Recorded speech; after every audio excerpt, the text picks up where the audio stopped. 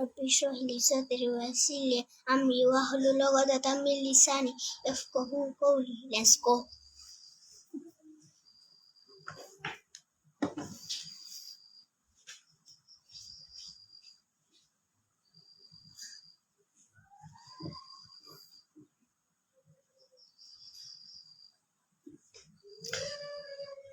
সমাজে বিশেষ করে কোনো দুর্ঘটনা ঘটলে কিংবা কোনো অপরাধমূলক কার্যক্রম ঘটলে, যাকে আমরা ক্রাইম বলি, যে কোনো সমাজে, সেখানে ইনস্ট্যান্টলি এই ঘটনার বিপরীতে একটা সোশ্যাল জাস্টিস তৈরি হয়, একটা সামাজিক বিচার ব্যবস্থা ওখানে কাজ করে। আনুষ্ঠানিকভাবে সামাজিক বিচার ব্যবস্থা বা সোশ্যাল জাস্টিস না হলেও সেখানে পাবলিক কিন্তু কে ক্রাইম করছে, কে অপরাধী, সেটা কিন্তু বুঝে ফেলে।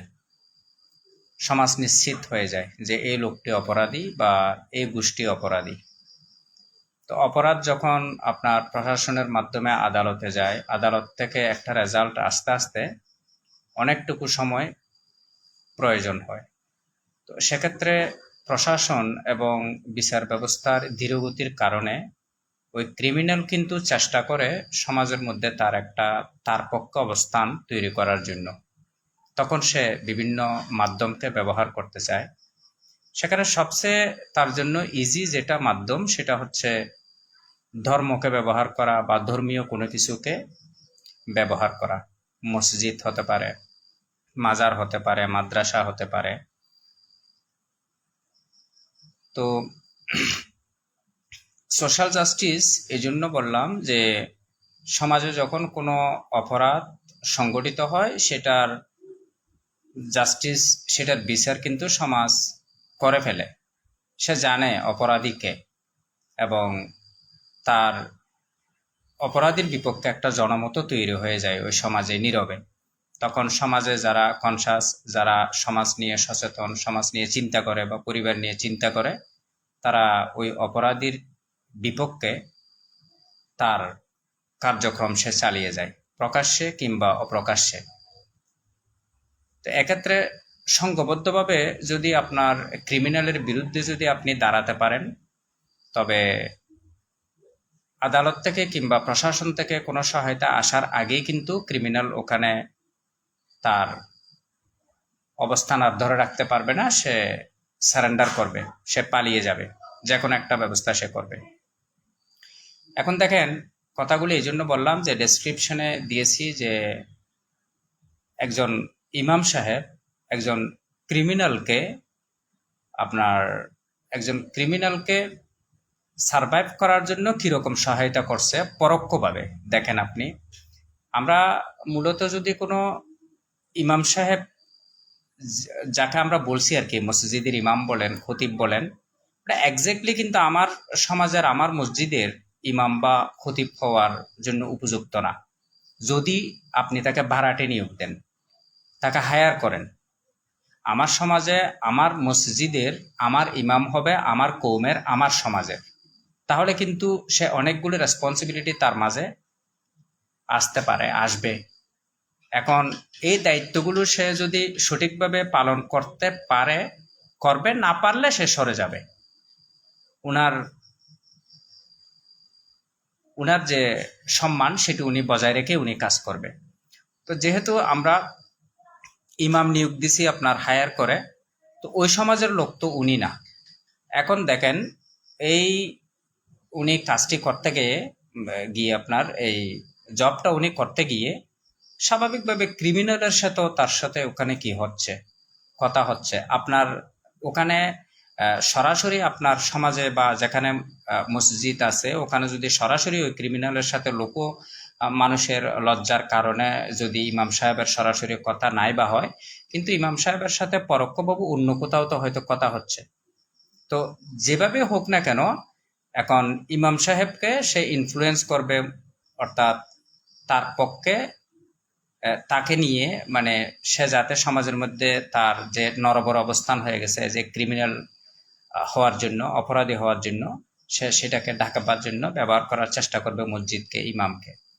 তো আমাকে এসে বলতেছে যে বিগত এই গত ফ্রাইডের পরে আমাকে অনেকে বলতেছে যে আমাদের এলাকায় যে আমাদের একজন ইমাম সাহেব একজন চিহ্নিত ক্রিমিনাল, একজন মাদক ব্যবসায়ীর জন্য সে দোয়া প্রার্থনা করতেছে।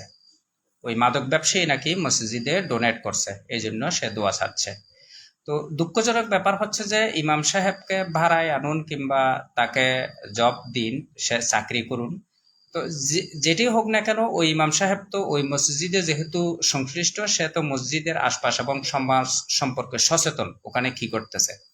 তো উনি কিভাবে পারলেন যে একজন ক্রিমিনাল, একজন মাদক ব্যবসায়ীর জন্য দোয়া করতে, এবং কিভাবে পারলেন যে মাদক ব্যবসায়ীর ডোনেট মসজিদে গ্রহণ করতে। তো এইটা নিয়ে বিস্তৃতভাবে কথা বললে হয়তো আর অনেক কিছু চলে আসবে। আমি প্রথমে শুরু করতে চাইছিলাম হালাল হারামের প্রশ্ন দিয়ে। হালাল হারামের প্রশ্ন যদি নিয়ে আসি সেটা আবার অন্যদিকে চলে যাবে। এখানে আমি শুধুমাত্র সরাসরি এই কথাটা বলছি যে সোশ্যাল জাস্টিস তৈরি হয়ে যায়। একজন ক্রিমিনাল যখন ক্রাইম করে তার বিপক্ষে একটা জনমত তৈরি হয়ে যায়। যেমন কিছুদিন আগে এখানে একজন মাদক ব্যবসায়ীকে নিয়ে খুব হুলস্থুল কাণ্ড ঘটে যায়। কে বা কারা অনলাইন বা পেজের মধ্যে আপনারা জানেন, আমি এটা বলছিলাম কয়েকবার লাইভে এসে। সে কি করছে, আমার ঘরের মধ্যে হামলা করছে তার পুত্র সহ। এখন সমাজের মধ্যে একটা জনমত তৈরি হয়ে গেছে, সে ক্রিমিনাল প্রতিষ্ঠিত হয়ে গেছে। তার বিরুদ্ধে থানা এবং এই যে বিচার ব্যবস্থা বললাম, সেখান থেকে একটা রায় আসতে সময় লাগে বা তাকে আইনের মুখোমুখি করতে করতে সময় লাগতেছে। যেহেতু এখানে টাকা পয়সার একটা ব্যাপার আছে, কথা বলতেছে, টাকা কিন্তু কথা বলতেছে, তার পকেটের মধ্যে টাকা চলে আসছে, অবৈধ টাকা চলে আসছে, অনেক সম্পদের হিসাব এখন আমাদের কাছে চলে আসছে, তার কি কি সম্পদ কোথায় কিভাবে আছে সেই হিসাবগুলো আসতেছে। যা হোক, এটা পর্যায়ক্রমে আরো যখন বিচারের মুখোমুখি হবে তখন হয়তো দেখা যাবে। কিন্তু এরই মাঝে আপনার এই যে ক্রিমিনাল একটা সোশ্যাল, মানে সোশ্যালি সে নিজেকে ধরে রাখার জন্য, সে সার্ভাইভ করার জন্য সে মসজিদের ইমামকে ব্যবহার করতেছে, তার জন্য দোয়া করার জন্য মসজিদে ডোনেট করতেছে। এখন মসজিদের একজন মুসল্লি আমাকে আক্ষেপ করে বলতেছে যে আমারও কিছু মসজিদে ডোনেট করতে ইচ্ছে হচ্ছে, কিন্তু আমার তো আর ইচ্ছে হচ্ছে না, এগুলো দেখে তো আমার অন্তরটা, মনটা মরে যাচ্ছে। তো এই যে জিনিসগুলো ঘটতেছে দেখেন, এখানে সবচেয়ে আরেকটা খুবই খুবই দুঃখজনক ব্যাপার, যেই ইমাম সাহেব এই মাদক ব্যবসায়ীর জন্য মসজিদে বসে দোয়া প্রার্থনা করতেছে, সেই ইমাম সাহেব জানে যে ওই মাদক ব্যবসায়ী কিন্তু আরেকজন ইমামের ঘরে আক্রমণ করছে। দেখেন, উনার কমিউনিটির একজন ইমামের ঘরে কিন্তু সেও কিন্তু এটাও কিন্তু উনি জানে। এখানে আরো মজার ব্যাপার হচ্ছে যে দেখেন, যখন আপনি ঘটনার অন্তরালে প্রবেশ করবেন তখন আরো অনেক কিছু বেরিয়ে আসবে। ওই মাদক ব্যবসায়ীর সাথে আপনার যখন তার পকেটে টাকা চলে আসছে, তখন সে ভালো মানুষের সাথে লেনাদেনা শুরু করে দিছে।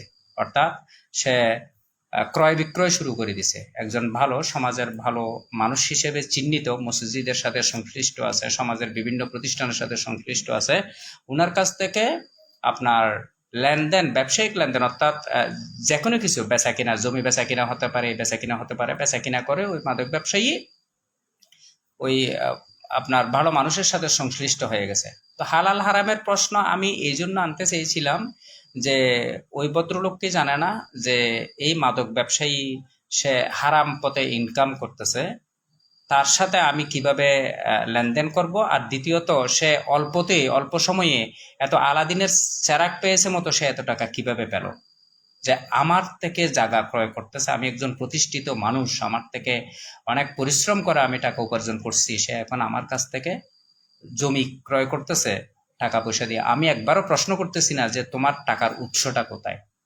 অর্থাৎ আমরা চোখ মুখ বন্ধ করে আছি এক ধরনের। ঠিক একইভাবে ইমাম সাহেবেরও এই অবস্থা, যে ইমাম সাহেব তো চাকরি করার জন্য আসছে, চাকরি করে চলে গেছে। বাহিরে তো ইমাম সাহেবের সাথে মাদক ব্যবসায়ীর আবার দেখা হচ্ছে না, কথা হচ্ছে না, গিয়ে বললো যে আমার জন্য একটু দোয়া করবেন, মসজিদে আমি এত টাকা দিচ্ছি। কিন্তু ইমাম সাহেব কিভাবে পারলো সেটা? উনি যে সমাজে ইমামতি করতে আসছে ওই সমাজ সম্পর্কে সম্যক ধারণা উনার নাই। যেহেতু আমরা বাইরে থেকে ইমাম হায়ার করছি, যদিও করার কথা না, কিন্তু করতে হচ্ছে। এখন ওই ইমাম কি করছে, আপনার ওই ড্রাগ ব্যবসায়ীর জন্য দোয়া করে দিছে মসজিদে। দেখেন আমরা কি করতেছি বা আমরা কি নিয়ে কাজ করতেছি। আর যাদেরকে বলা হচ্ছে যে আপনারা একটু ভূমিকা পালন করুন, আপনাদের ভূমিকাটা হচ্ছে যে প্রধান মুখ্য, তারা কি ভূমিকা পালন করতেছে। আর আপনি যেখান থেকে শুরু করবেন দেখেন সেখানেই কি গন্ডগোল বাসা বেঁধেছে। আসসালামু আলাইকুম রহমতুল্লাহ।